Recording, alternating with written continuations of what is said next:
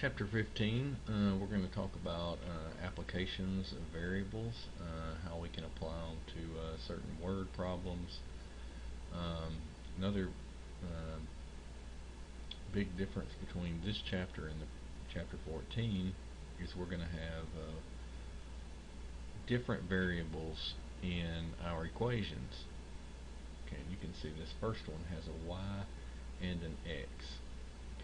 And you can see that we already want to solve for a particular variable but not the other one. So in this case, in contrast to the previous chapter, we're going to not only move numbers around, but we're also going to move variables around.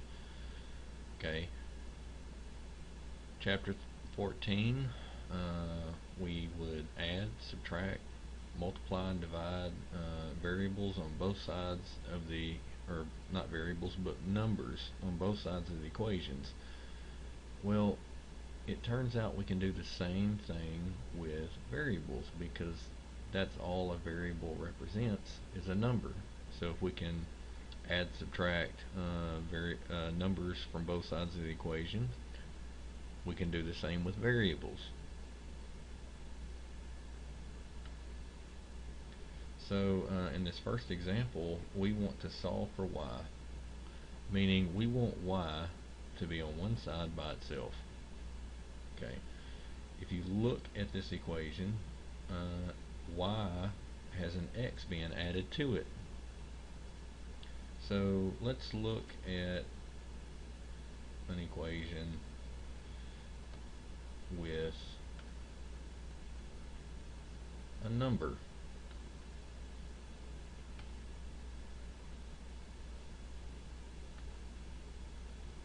On the side with the y. I'll say 1. Okay, I'm not trying to guess what number x is. I'm just wanting to point out an equation that has a number being added to y, much like the x is being added to y. Well, if we had y plus 1 equals 20 and we wanted to solve for y, we would subtract 1 from both sides.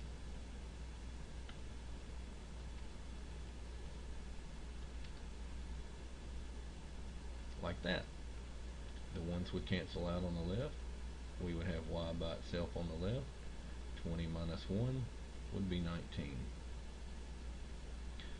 Now, what we're going to do in this case, since x is being added to y, is that we're going to subtract x from both sides, like this.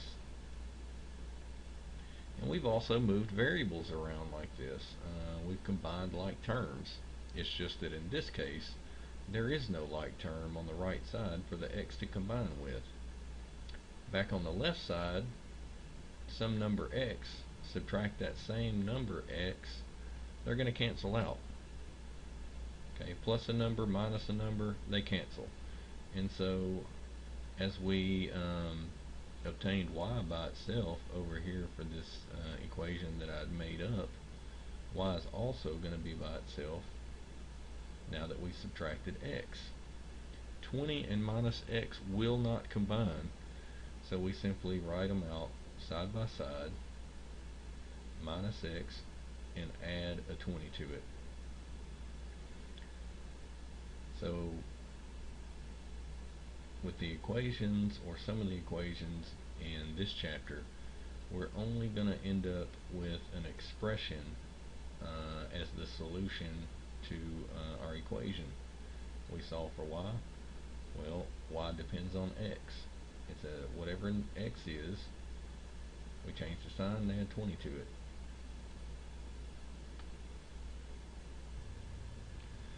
Example 2. We have 2L plus 2W equals 8.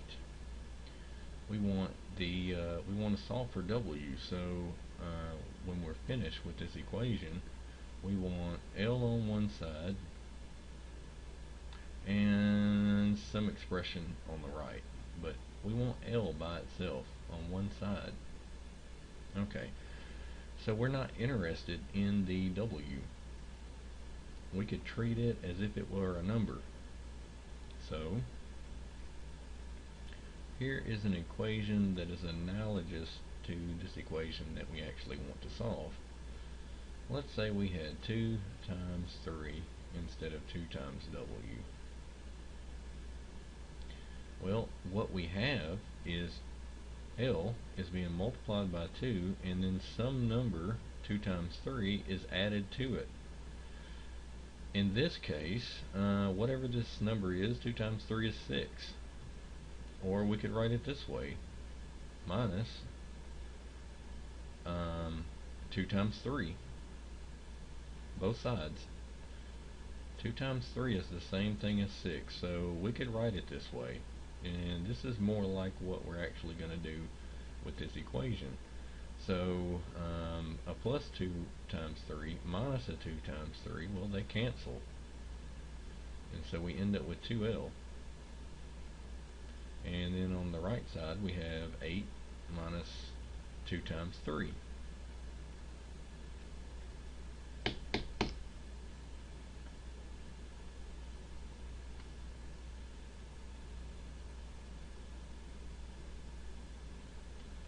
Alright. Well, with numbers we can actually combine these, which is going to be different from this equation that we're actually going to solve. This could be calculated as 8 minus 6 equals 2. So what we the equation that we have here is 2L equal 2, and at this point, to get the L completely by itself, we would just simply divide both sides by 2, and we end up with L equals 1.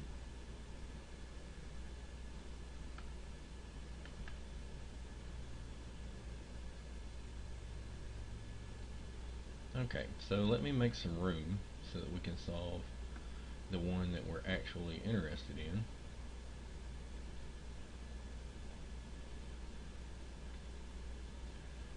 We start out by subtracting 2w. We treat 2 times w as if it were one number, because we're not interested in what the w is. We just simply want to move it away from the L. So instead of minus 2 times 3, we have minus 2 times w.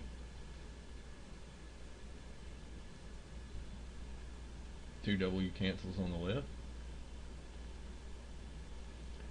Now that there's a w associated with the 2, the best we can do on the right side is to write 8 minus 2w. These two terms will not combine on the right side. So we refocus on the variable that we're interested in, the L, and it's being multiplied by 2. So to get rid of the 2, we would divide both sides by 2. And there are multiple terms on the right side, so we place all of those on the top of the fraction bar. 2 divided by 2 is 1, so the 2 cancels out and leaves a 1L, or in other words, an L by itself. On the right, we have 8 minus 2w over 2. And we could go a step further and simplify this and write it as an 8 over 2 minus 2w over 2. 8 divided by 2 is 4, and the 2 cancels out in front of the w, and so we end up with 4 minus w. A little more compact expression. In the end, our solution is 4 minus w equals L.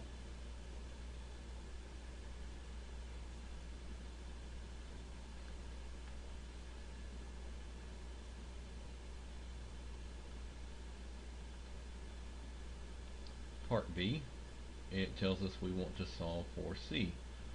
Well, if we look around C, C is only in one place in the equation. It's on the right. D is being subtracted from C, and B is being added to it. This is a similar situation to perhaps 2 plus C minus 3. To get rid of numbers that are being added or subtracted, we just do the opposite operation. In the case of negative 3, we would add 3 to both sides. One last number, the 2, we'd want to get rid of the 2, so we would subtract it. We would end up with L plus 1 equals C. So in other words, we simply treat the B and D as if they were numbers, and we do the opposite operation. Now keep in mind, this was only to show you what we would do in a similar situation. This is not how you would solve this equation. You can't just simply put numbers in the place of the variables. Alright, this equation we have to solve with the variables that were given. So, for instance, D. It was like the minus 3, but we do not want to use a 3 in the place of D. So D is being subtracted like the minus 3. We do the opposite, and we add D to both sides. We want to move it away from the C. So on the right, the D cancels. We have B plus C left on the right, and L plus D. These are different variables, so we can't combine them through addition and subtraction. So we just simply write L plus D. The B, there's no sign in front of it, so we assume B is positive. To get rid of the B, or to move it away from the C, we subtract it. The B's cancel on the right. We have C by itself.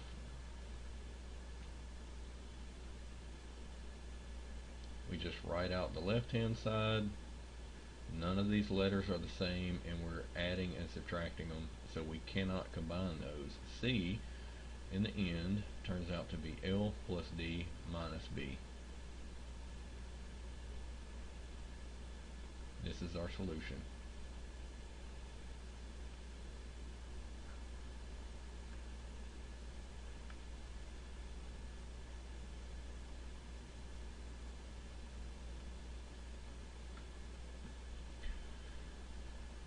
Example 3, we want to solve for M. We want the M to be by itself. The M is being multiplied by 1/2, and it's being multiplied by V squared. We can eliminate the 1/2 first off by multiplying both sides by 2. 2 is the multiplicative inverse of 1/2. I end up with 2e on the left. The 1/2 and the 2 cancel on the right, leaving 1. And so on the right we now have mv squared. V, the 2 square, is only associated with the V. It doesn't apply to the M.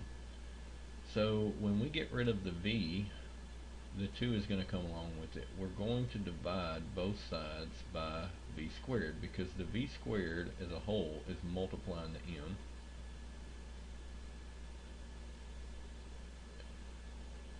Divide both sides. V squareds cancel on the right, leaving M by itself. And now we just simply write out the expression from the left. 2e over V squared. And we're finished. Of course, you could always swap the sides and write this as M equals 2e over V squared. Either one is okay. B, we want to solve for x. First situation like this, the x is trapped inside parentheses, and much like the guidelines from the previous chapter, if we see parentheses in the equation, a lot of times we can just distribute to remove them. And since the x is trapped inside, that's exactly what we need to do to get it out. M times 7 would be written as a 7 times m. We usually put the number in front as a coefficient. Then we can write m times x. The x was negative, so this would be a negative mx. No parentheses. We distributed the m. Next step, just simply bring down the 3 minus y on the right. And here we only have one term that has an x in it. This one. So we treat 7m as a whole as one number. We are not interested in the m, so we move the 7 and the m away through subtraction. You could write the minus 7m to the side. I just have a habit of writing it below.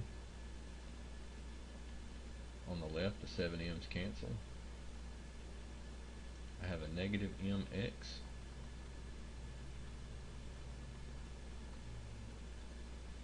None of these terms on the right are like. This is a y variable, that's an m, this has no variable at all. None of these can be combined. We simply have to write them out in order like this. Finally, the x is being multiplied by a negative m. We don't want the negative or the m there, so we divide both sides of the equation by a negative m. Negative m cancels. We're left with x.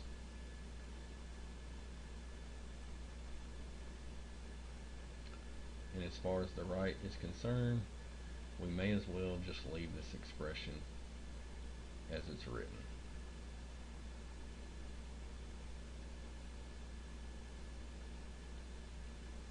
Once you have your variable by itself, you have solved the equation.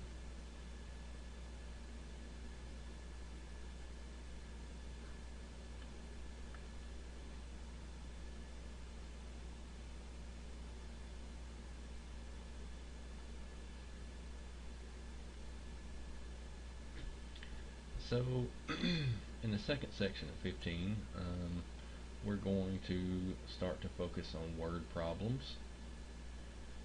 We're going to take word problems and try to translate them into mathematical expressions, much like the equations that we've been dealing with. Word problems have key words that you should pick up on that suggest the operations that we've been dealing with: addition, subtraction, multiplication, division. So here's some key words for addition. You're probably already familiar with some of them. The sum of two numbers. One number plus another number. 2 plus 3 would indicate 2 plus 3 equals 2 plus 3. So if we see plus, we can just replace it with a plus. The sum of 2 and 3 would be 2 plus 3.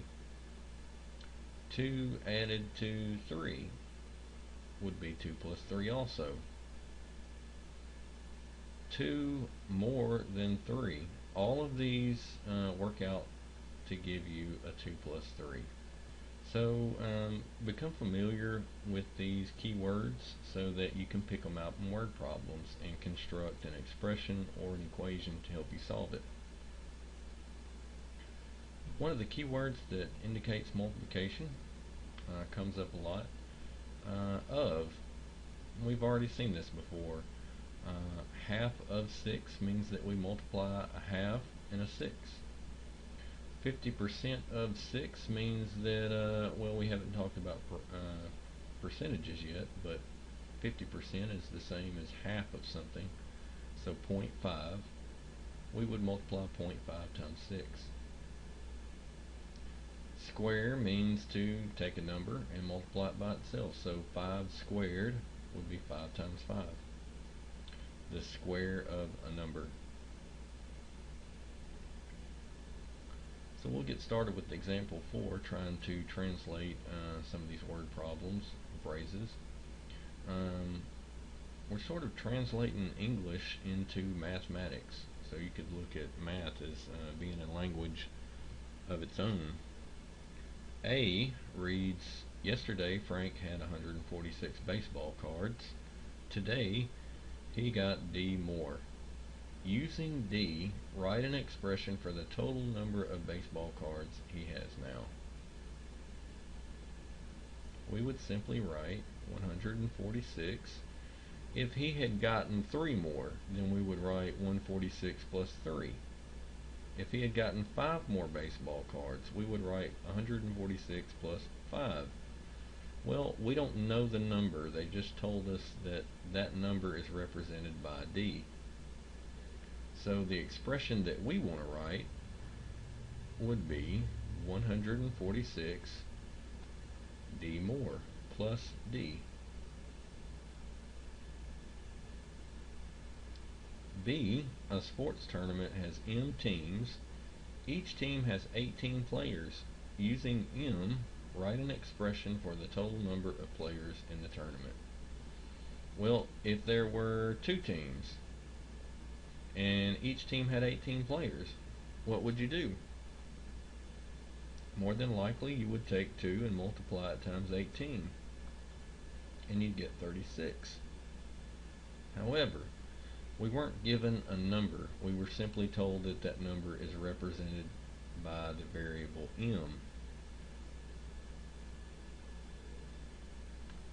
So instead of a number times 18, we will write M times 18, or written another way in the opposite order, 18M. This represents the total number of players. This is our total. Okay, the 2 I just made up.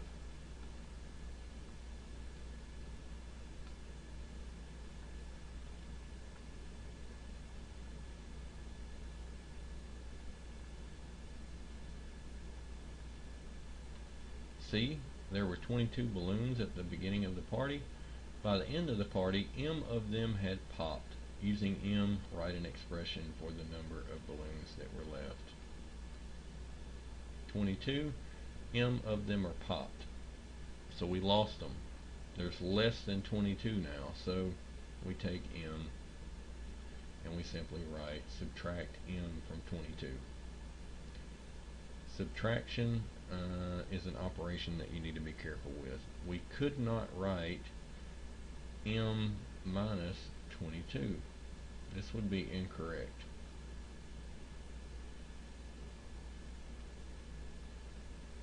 The correct expression would be 22 minus M.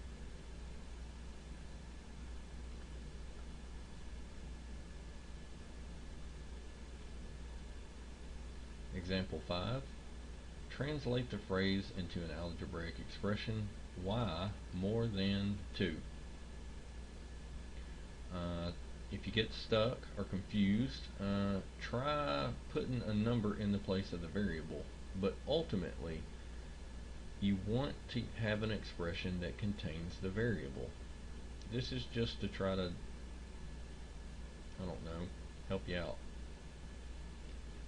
So instead, what if we had, instead of y, what if we had 3 more than 2?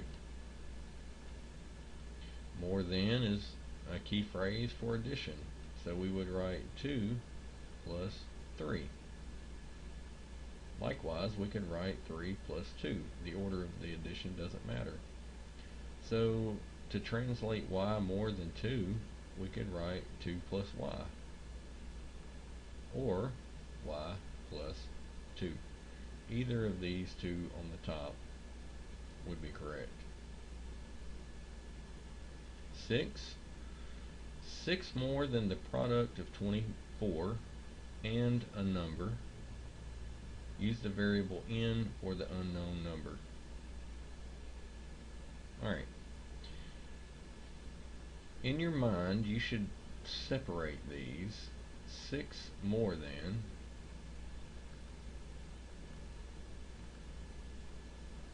And so whatever follows, we're simply going to add 6 to it. Well, here we have the product of 24 and a number. So when you see a phrase with this format, you should think, I want to take this and add it to the thing that followed. So we wouldn't add 6 and 24. We would add 6 and the product of 24 and a number. And that number is n. So it was 6 more than the product. Example 7. Noah's height increased by 7 is 36. Is a keyword for equals. They're synonyms. And so that should tip you off to the fact that we are dealing with an equation. Equals, equal sign. So on one side we're going to have an expression, and then on the other side, the right hand side, we'll put the number.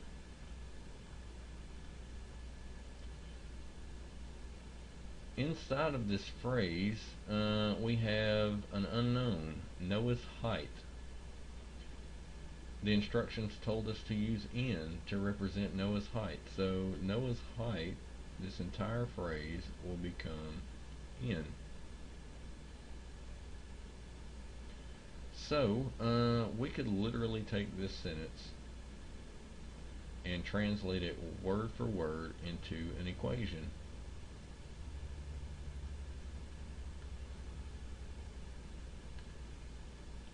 Noah's height would be replaced by n. Increased by would be replaced by a plus sign. 7, we just simply bring the 7 down behind the addition. Is equals, and then the number 36. n plus 7 equals 36. B, 22 less than Rose's score is 77. 22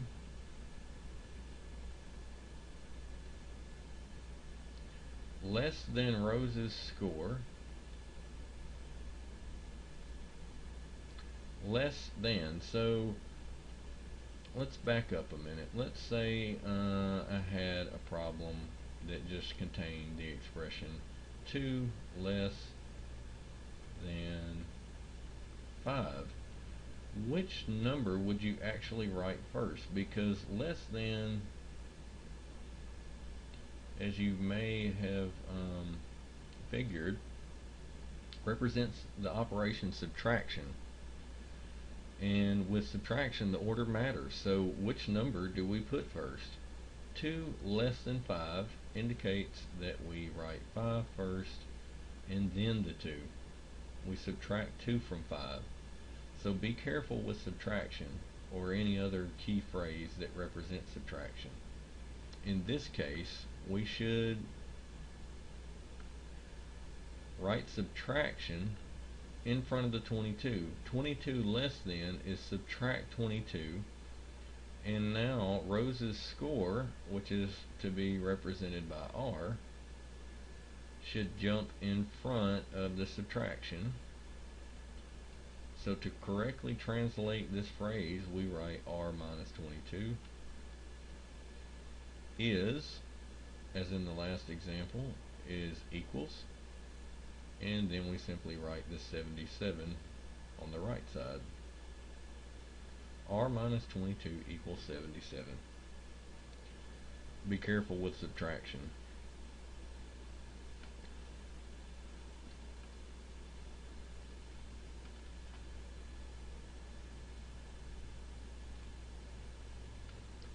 Example 8 reads the definition, or I'm sorry, the difference of a number times 3 and 7 is equal to 5. Alright, the difference. This implies subtraction. A number, well, we weren't told to use a variable, but we don't know what this number is. And whenever we run into an unknown quantity in algebra, we usually try to represent it with a variable. So I'll say a number is represented by x, and times indicates multiplication,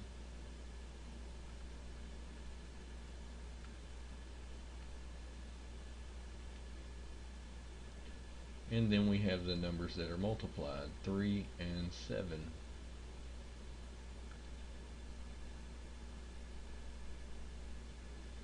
If you check the phrases above under the subtraction column, you'll see that the tricky one is the less than phrase.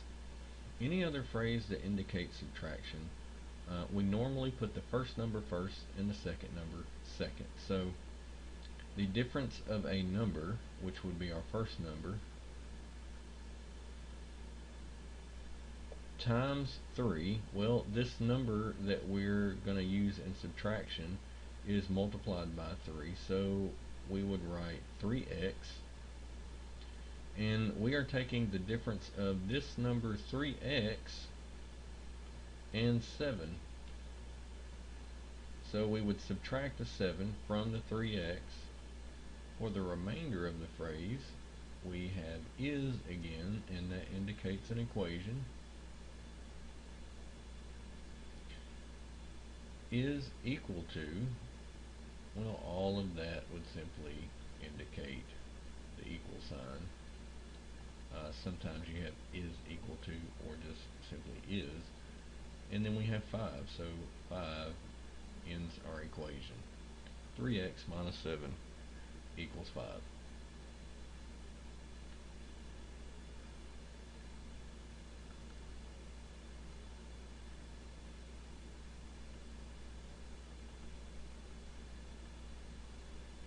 Example 9, writing a multi-step equation for a real-world situation.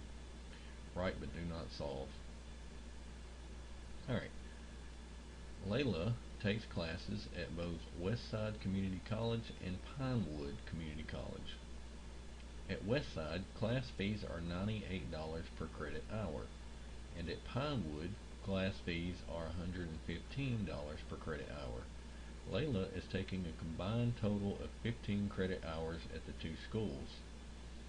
Suppose Layla is taking W credit hours at Westside. Write an equation for the combined total dollar amount she paid for her class fees. To come to the correct equation is going to take 2 steps. First, what we'll do is we'll simply write out the total fees, and we'll do this in words and slowly translate it into variables and numbers. So the total fees are the Westside fees plus the Pinewood fees.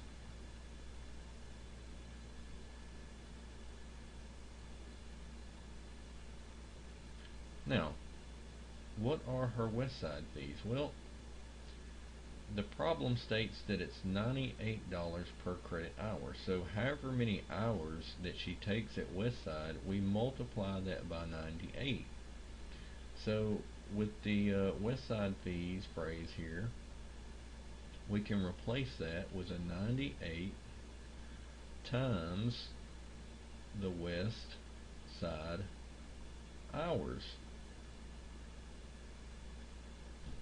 Likewise, for the Pinewood fees, they are $115 per hour, So if we knew how many hours she was taking at Pinewood, we'd simply multiply that by 115. So Pine hours. So we have some numbers now, but now we need to use what we know about the problem to replace west hours and Pine hours. The problem tells us we don't know how many hours she's taken at Westside, so we're going to use a variable. W is the number of credit hours at Westside. So to go a step further with the Westside fees, we would write 98 times W, replacing West hours with W.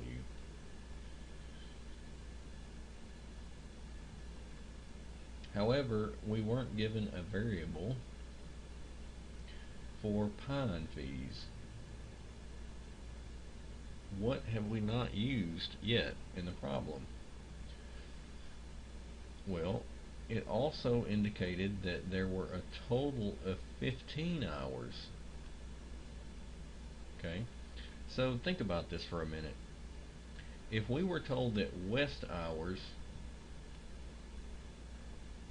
was equal to a number instead of a variable, say she was taking 7 hours at the Westside Community College, how many hours would that leave for Pinewood if she was taking 7 and there were a total of 15 hours? Well, Pinewood would simply be 15 minus the 7 from Westwood, or West Side. In this case, we can get a number. However, we weren't given a number for the west hours to begin with. We were given instead W. So if we simply remove our 7 and replace it with a W, then the Pinewood hours based on the Westwood hours would be an expression 15 minus W. So in the end, we could write an equation in terms of only one variable. We don't actually need to use a different variable for Pinewood fees. So in the end, we could write an expression that represents the total fees as 98 times W plus 115 times 15 minus W.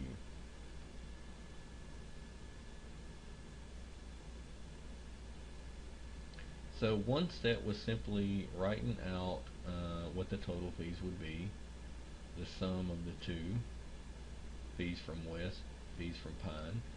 Then we had to complete the second step and come up with the expression for the Pinewood fees based, or the Pinewood hours based off of the Westwood hours.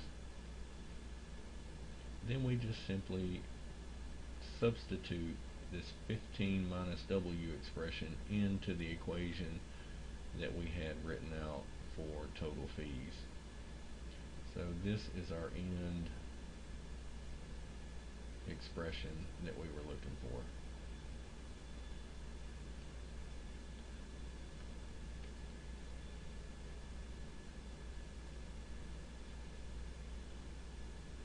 B. Kevin has a job transporting soft drinks by truck. His truck is filled with cans that weigh 14 ounces each, bottles that weigh 70 ounces each. There is a combined total of cans of 910 cans and bottles. This expression can be translated into let's say bottles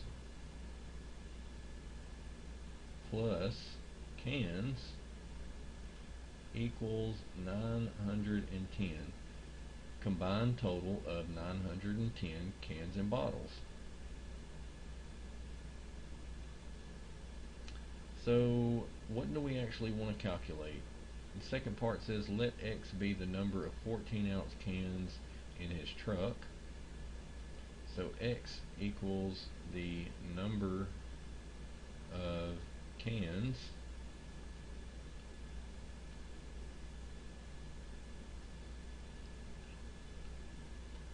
X equals number of cans. Write an equation for the combined total weight of the cans and bottles in his truck. So total weight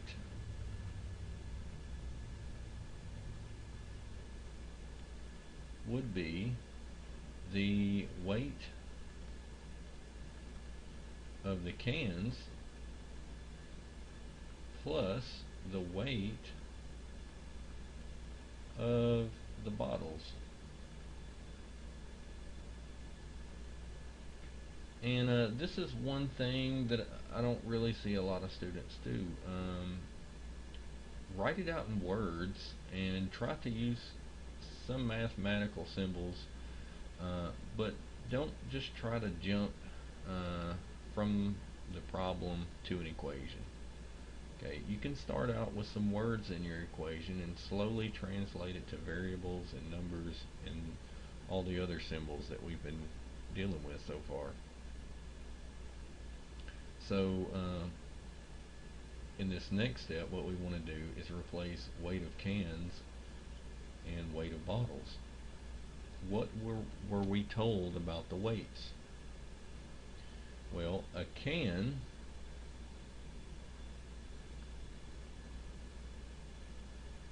weighs 14 ounces. And then the problem also told us that bottles in green weigh 70 ounces. So I'll go down here, and for the weight of the cans I'll write 14 ounces, but that's per can. So the weight of all of the cans combined would be 14 times the number of cans, which we said is represented with the variable X. So weight of cans is 14X.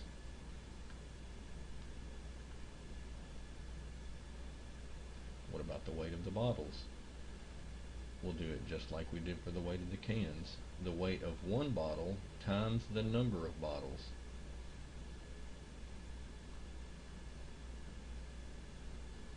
$70 ounces times the number of bottles. We weren't given a variable specifically for the number of bottles. However, we do know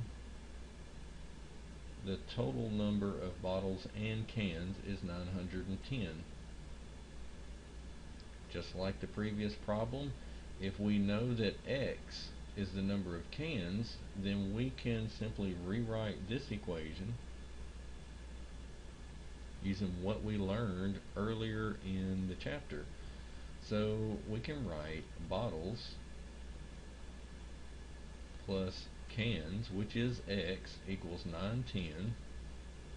Rearrange this to where we have X, or I'm sorry, bottles by itself, because we want to put the number of bottles here.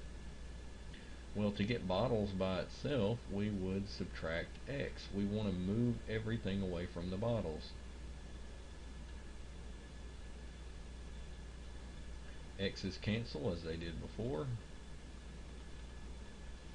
And so we get an expression of 90 minus X for bottles.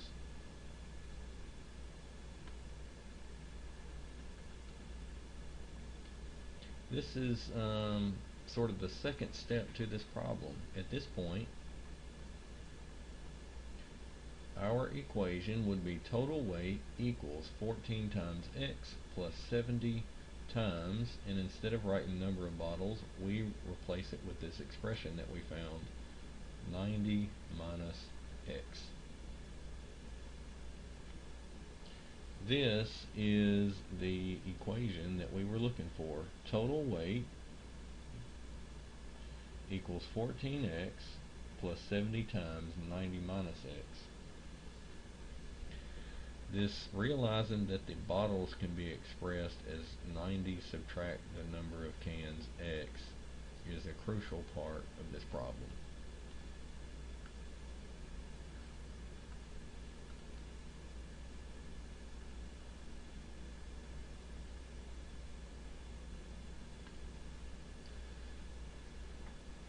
Example 10, solving a fraction word problem using a linear equation in the form of a times x plus b. An example of that sort of equation would be 2x equals 4.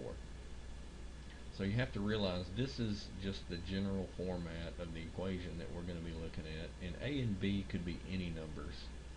I just picked 2 and 4. We could also have another version of this equation. Let's see, 9 times x equals 3. Any numbers. Alright, but we want to customize this equation to the particular word problem that we're dealing with. The problem states Nick is on his way home in his car. He has driven 10 miles so far, which is 2/5 of the way home. What is the total length of his drive?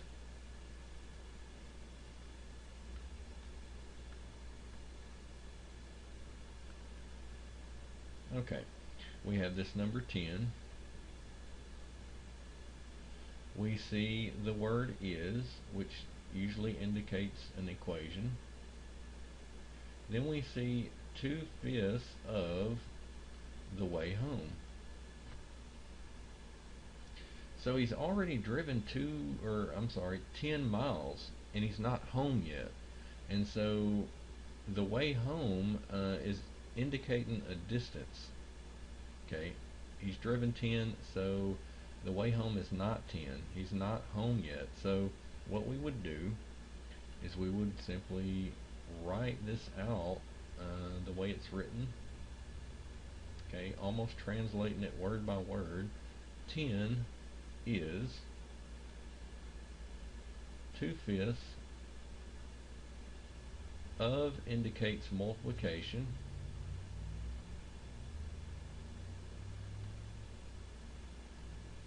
The way home.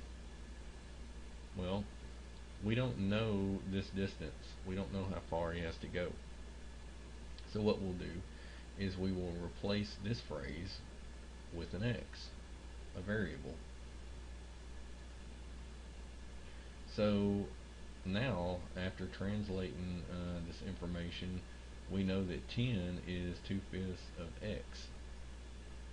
How do we solve for x?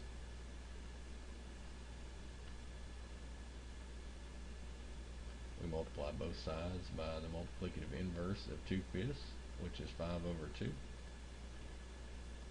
The inverses cancel, leaving us with a 1x. And 5 over 2 times 10 would be 25. The way home, the full distance to Nick's house is 25 miles.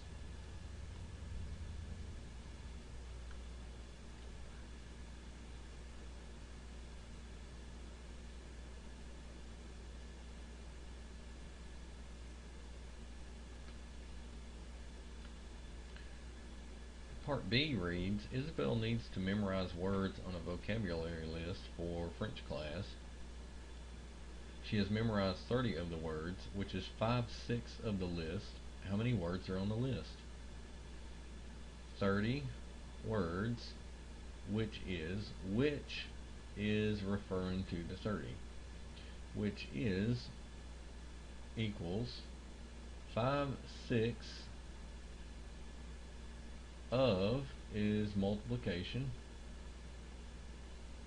The list, well, we don't know how many letters total are, or words total are on the list. This is our unknown.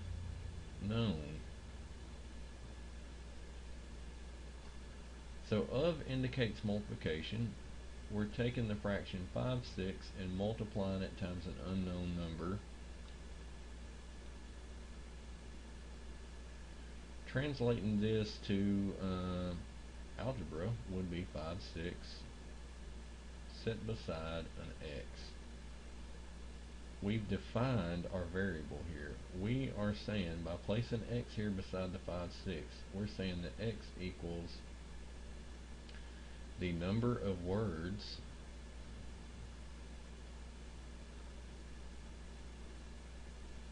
total on the list. Well, it said that was 5/6 of the list was 30 words. So here's our equation. We solve it in the same method that we have been solving all the other equations. We undo the order of operations. So to get rid of this 5/6, we can multiply by the multiplicative inverse, 6 over 5.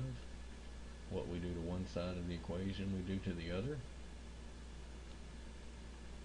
The right side becomes x. 5 goes into 36 times, and 6 times 6 gives us 36. So the list is 36 words long.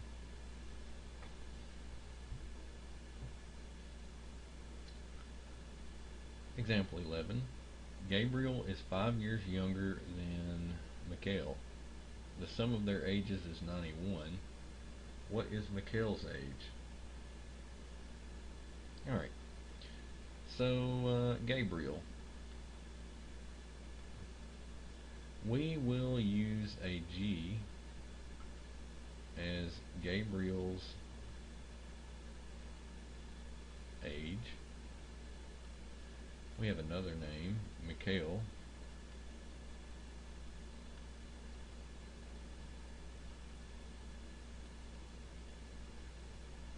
We'll use an M. Alright, so with this first line, this first sentence, we have is contained inside of it, which indicates an equation. And instead of writing the words out, we have defined variables, and so we'll use them. Gabriel is would translate to G equals 5 years younger. Indicates that we would subtract 5 from Mikhail's age, so we would write M minus 5. So years younger than was interpreted as subtraction. Subtract 5. In a second sentence, we're told that the sum of their ages is 91. So now we'll take this sentence. It's also an equation because it contains the word is. The sum of their ages, well, their ages are G and M. The sum indicates that we add them. So if we add their ages, this sentence tells us that that equals 91. And now the question is, what is Mikhail's age? We can figure that out by combining these two equations through substitution.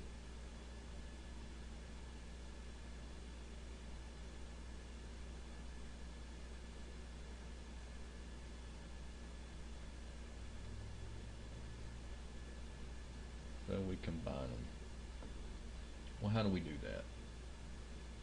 Well, we already have an expression for G based on M right here.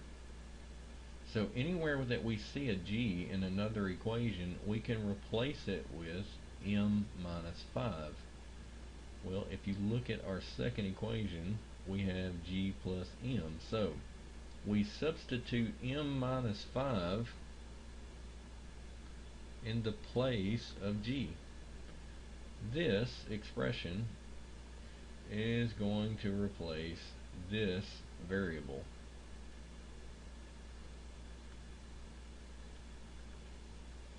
So what does that look like? Well, g, or m minus 5, plus m equals 91. Here we have an equation, several instances of the variable 2. We have a plus m here and a plus m there. We end up with a 2m minus 5 equals 91. How do we get the m by itself? To figure out Mikhail's age, we would add 5 to both sides of the equation, leaving us with 2m equals 96. At this point, m is being multiplied by 2. To undo that, we divide by 2. Leaving us with m equals 96 divided by 2 would be 48.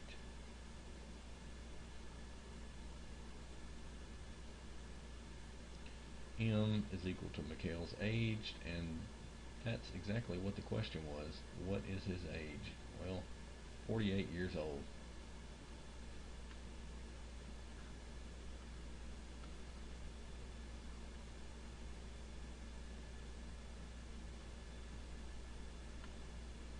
Example 12. Solving a decimal word problem using a linear equation of the form ax plus b equals c. So let's read it. For his long-distance phone service, Keith pays $7 monthly fee plus 7 cents per minute. Last month, Keith's long-distance bill was $17.43. For how many minutes was Keith billed? So, what would be an example of this style equation? Ax plus b equals c. A, b, and c could be any numbers. So, just to write an example of that, we could write 2x plus 1 equals 3. However, we want to fit A and B to where they represent this particular word problem. Okay, so Keith pays $7 for a monthly fee. This is a flat fee regardless of how many phone calls he makes. He could make no phone calls, he could make 1,000 phone calls, but this is our flat fee. In our equation, that is going to be represented by B. Now, the 7 cents per minute, the number of minutes does affect Keith's bill. If he calls or makes 1,000, well, not phone calls, but if he talks on the phone for 1,000 minutes, then that would increase his phone bill by how much? 1,000 minutes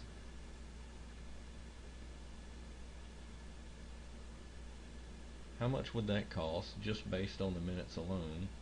Well, 7 cents is 0.07. So if it's 7 cents per minute, then we simply take that and multiply it by 1,000, and we get $70.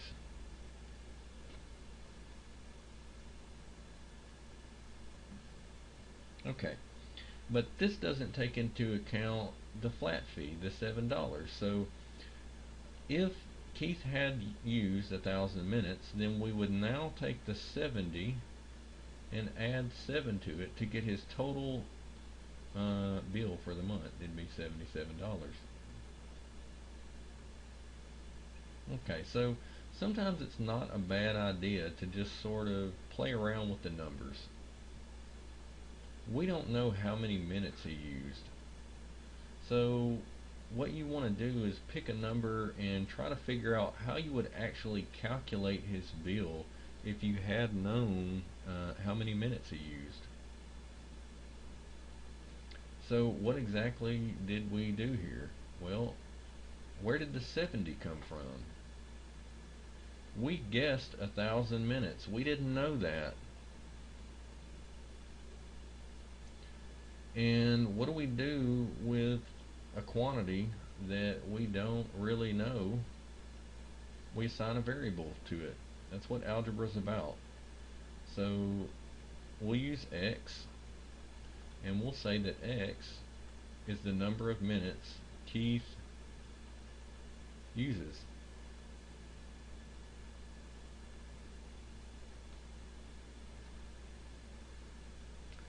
So he used x minutes. Well, how much did those minutes cost?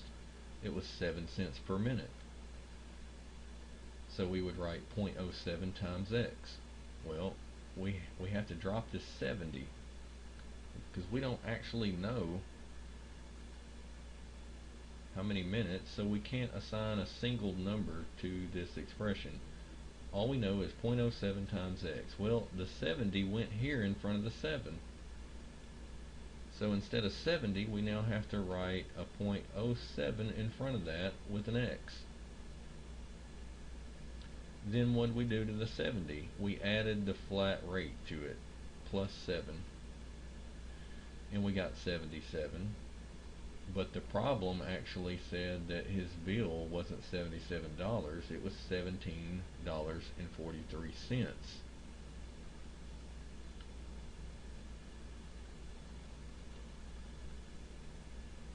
So there we are. Okay, we actually guessed at the minutes, wrote out the calculations for calculating his total bill, and then went back and replaced things with numbers from the actual problem and a variable. So we have this equation 0.07x plus 7 equals 1743. We can solve it and figure out exactly how many minutes he used. First step is to subtract 7 from both sides.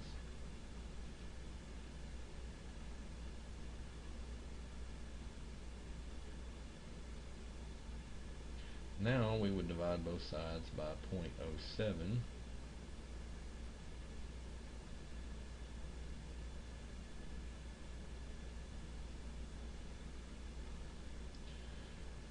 So what is x?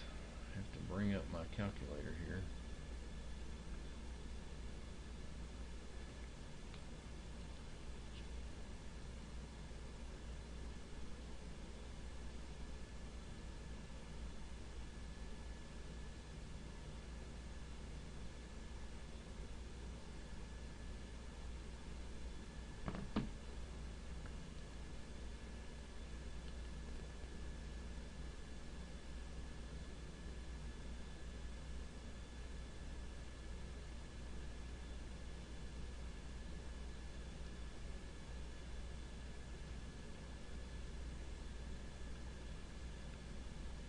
For the first plan, we get 60.96.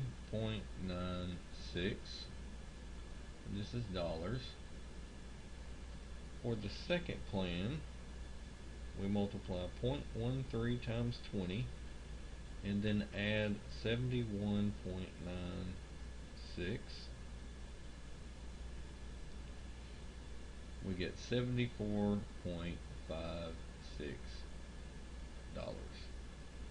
Okay, so this isn't exactly how we want to, this isn't our solution, okay, but what we do know by just simply guessing and picking 20 miles is that if he only drives 20 miles, then the plans aren't equal.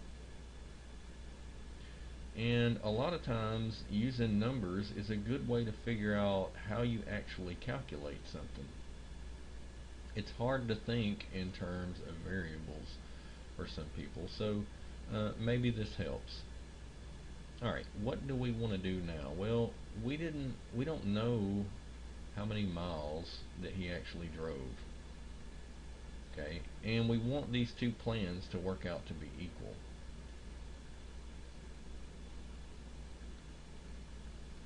So what we're going to do is we're going to go back and take out the 20. We know he has to drive more miles than 20 because the first plan was less than the second one. So at least we do have some idea of what the answer is going to be. It's more than 20. Here is where we have to use a variable. We say x is the number of miles driven by Scott. We have defined our variable. So instead of 20, we'll write 0.15 times x plus 57.96 for the first plan, and the second 0.13 times x plus 71.96.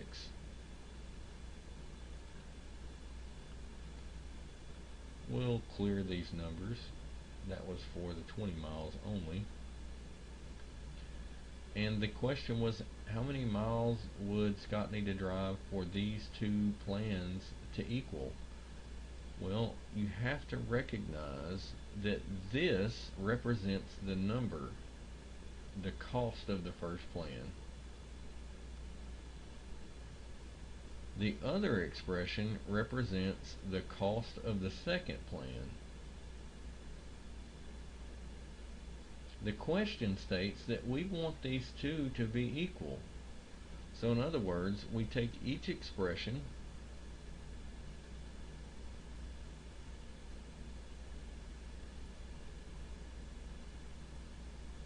and we set them equal to each other.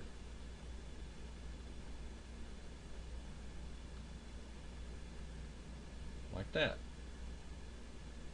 Looks a lot like some of the equations that we solved in the earlier chapters. We have an x variable on each side. We want to combine our like terms.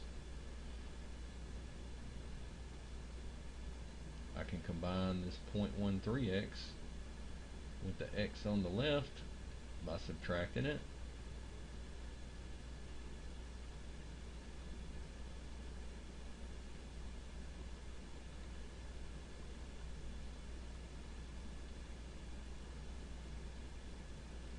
Now we have our variable in one place.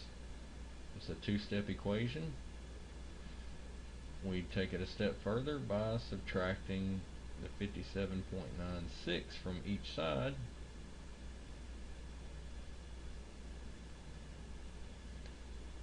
Cancels on the left. We end up with a new equation. 0.02x equals 7196 minus 5796 would give us 14. So 0.02x equals 14. To solve for x, we now divide by 0.02 on both sides. And so in the end, we get x equals, the 0.02 cancels, and 0.02 goes into 1 50 times.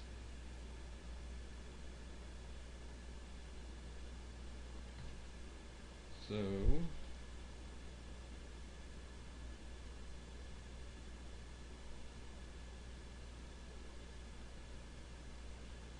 we would get 700 for x, and x represents the number of miles driven. So yeah, our 20 miles was way off. We did say it was going to be more than 20 miles. Probably didn't figure it was going to be that much more, but at least we know now x has to be 700 miles for these two plans to be equal. So plans equal, then x equals 700 miles. This is the answer to our question.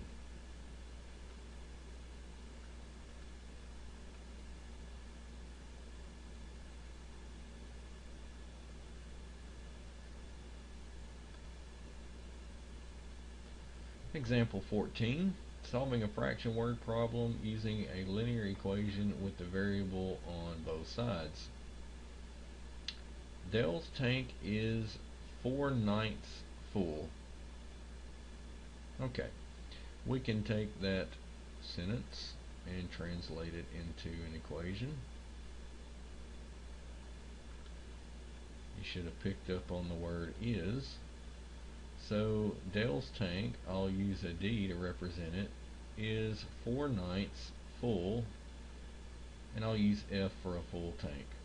So D equals Dale's tank, and F equals number of gallons for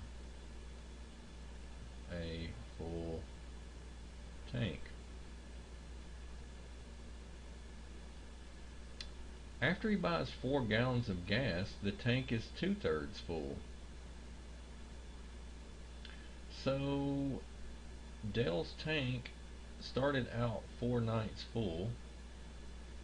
So what we can do now is take how much gas he has in his tank right now. Okay. We could go a step further and say D equals Dale's tank, and we could just write his current amount of gas. It's not full, it's 4/9 full. He's got a little less than half a tank. So how much gas he has currently, he buys 4 more gallons of gas.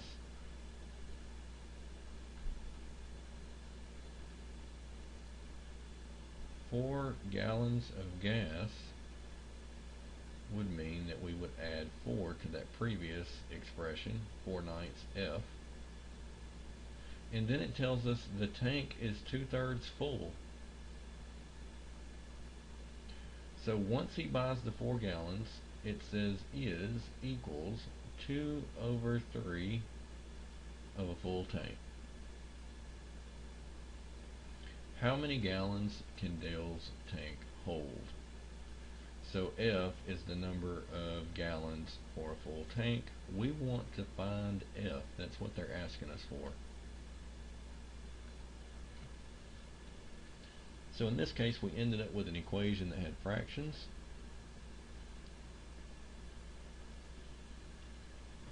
We pick out the denominators. We have 3 and 9. And we multiply by a lowest common denominator. In this case, that would be 9. We distribute the 9 on the left, and on the right we only have one number to multiply by the 9. For the 4/9, the 9's cancel out. 9 divides into 9 one time. 1 times 4 is 4. We bring down the F. 9 times 4 is 36. For the right side, 3 divides into 9 3 times. And so 9 and 3 get replaced with one number, 3, and that multiplies the 2F. So our equation is 4F plus 36 equals 6F. We have an F on the left and the right. To combine like terms, we have to subtract one of them. Minus 4F cancels the 4F on the left. 6 minus 4 on the right leaves us with 2F. To finally get F by itself, we divide both sides by 2, leaving us with 18 gallons for a full tank. This is the answer to our question. How many gallons can Dale's tank hold? Well, it's 18.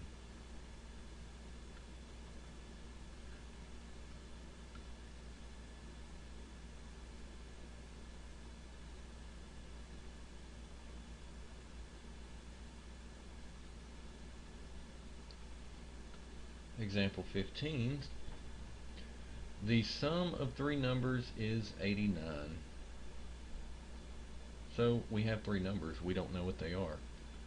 We will say x is first number, y is the second number, and z is the third number. You could say A, B, C, any three letters would do. You don't want to use the same letters because that would say that two of the numbers were equal. So we don't know if any of the numbers are equal. Alright, so we have three numbers now. The first sentence says the sum of those numbers is 81 or 89. So x plus y plus z equals 89. This comes from the first sentence.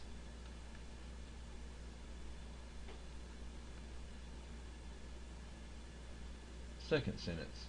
The second number is, so we will get an equal sign out of this sentence, 4 times the third.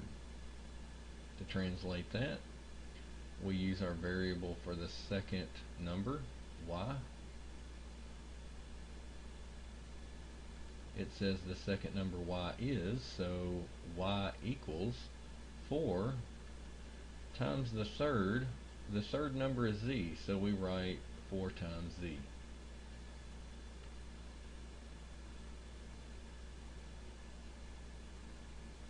Finally, the next sentence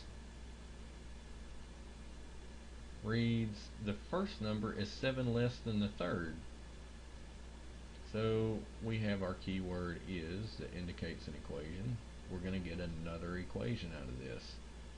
The first number is x, and it says the first number is, so we write x equals 7 less than the third.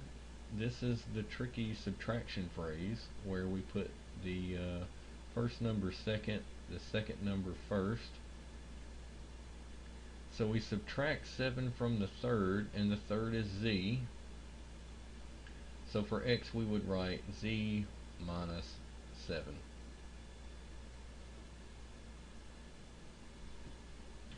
So to answer the question, what are the numbers, we need to take these and combine them by recognizing that we have an expression for y that's based on z. Then we also have an expression for x that is based on z as well. And we're going to take these second two that we got and put them in the place of x and y in the first.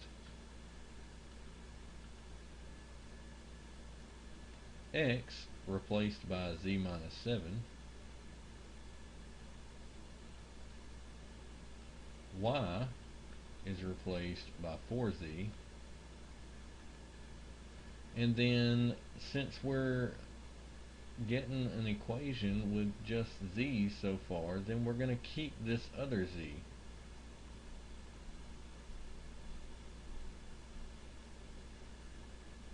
So combining these three equations gives us an equation with one variable instead of several. We have z in three places on the same side, so we can combine them with the signs that were given, plus, plus, and this one is also a plus. So we have 1, 4, and another one. That would yield 6z. We bring down our minus 7 equals 89. At this point we have a two-step equation. To get z by itself, we would add 7 to both sides. 7's would cancel on the left. 89 plus 7 on the right gives us 96. And now if we divide by 6,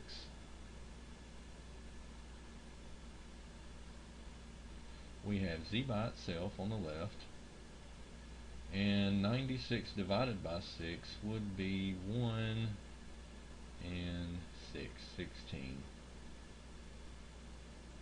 So we found one of our numbers. Now all we have to do to find the other two, the y and the x, would be to plug them back in these expressions that we used in their places. So now, over here to the side, y equals 4 times z, which is 4 times 16, which would give us 40 and 24, 64. Y equals 64. For x, we have x equals z minus 7. If we replace z with 16 and subtract 7, we get x equals 9.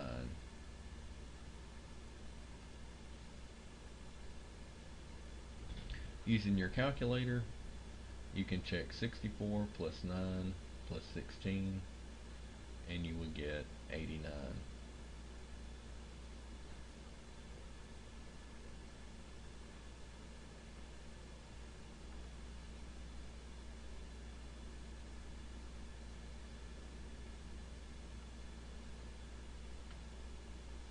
Example 16 reads, 3 consecutive integers have a sum of 75. Find the integers. Okay. An example of 3 consecutive integers would be 1, 2, 3. Another set of integers that are consecutive could be 9, 10, and 11. Let's say the first integer is going to be represented by an x.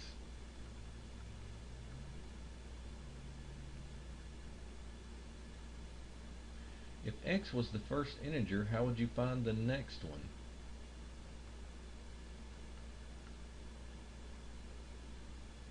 Well, in the case of 1, 2, 3, 1 was our first integer, and so the next consecutive one was 2. We could have gotten 2 by simply adding 1 to the first. So our second integer, if it's consecutive, will be x plus 1.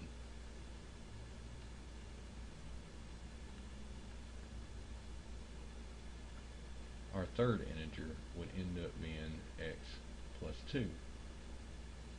In the case of 9, 10, 11, if the first one's 9 and we add 2 to it, we would get the 11. 9 plus 2 is 11, which is, in this case, our third integer.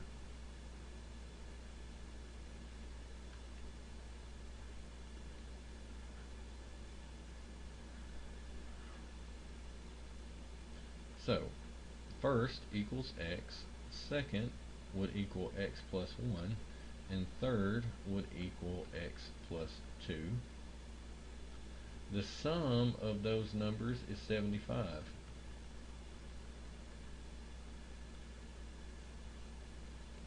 So the first plus the second plus the third equals 75.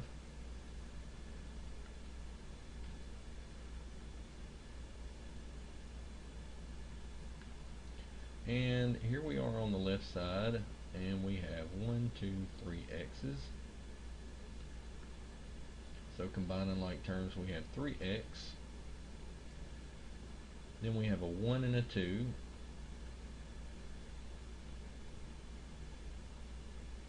So this equation condenses to a 3x plus 3 equals 75. A two-step equation. We want to isolate the x variable. Subtract 3 would be the first step. That would result in 3x equals 72. And the next step would be to divide by 3. The 3's would cancel, and we would get our first integer is equal to 72 divided by 3, which would be 24.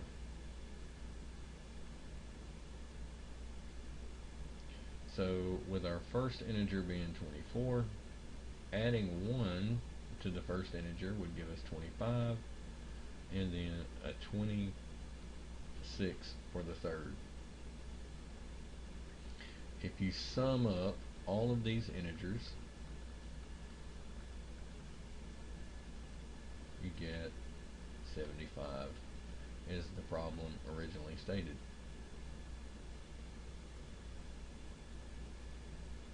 B adds a twist. It says 3 consecutive odd integers have a sum of 21. Find the integers. Consecutive odd integers would be, let's see, 1, 3, and 5. Another example would be 9, 11, and 13. So now you should see that the numbers differ by 2. From 9 to 11 is plus 2. From 11 to 13 is plus 2. With this other set, 1 plus 2 is 3. 3 plus 2 is 5. And that works for any 3 consecutive odd integers. So what we'll have now is our first odd integer will be x. Our second one will be x plus 2. And our third one will be x plus 4. 9 plus 4 is 13. 1 plus 4 is 5. So we do get the third odd integer. Now they say that the sum of those numbers is 21. So we write the first plus the second plus the third odd integer equals 21. The second was x plus 2, and the third was x plus 4.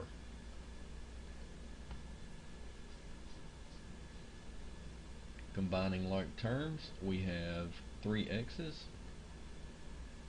2 plus 4 is 6.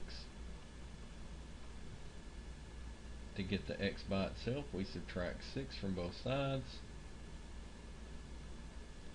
21 minus 6 leaves us with 15.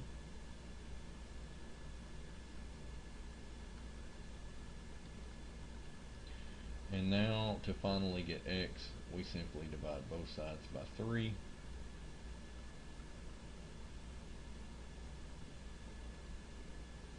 And so we find that x, our first odd integer, is 5.